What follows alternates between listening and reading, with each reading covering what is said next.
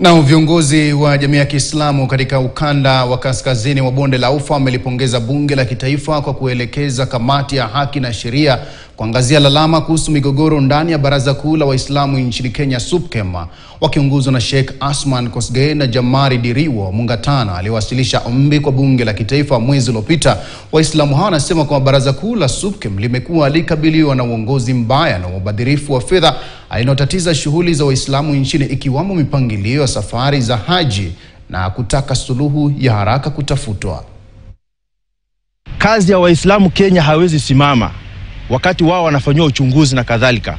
Itakuwa bora shirika mbadala za Kiislamu Kenya, mfano Kenya Muslim League Professionals Africa na zinginezo ambazo kwamba zinaaminika na Waislamu, waweze kuchukua majukumu za Waislamu zisisimame, kwa sababu ya SUPKEM iko kwenye uchunguzi na kutafuta suluhu ambapo kwamba itadumu katika taifa letu kwa Waislamu. Toa shukrani kwa ile maneno yameendelea kutoka kwa bunge, na bunge vimesikiza mwito wetu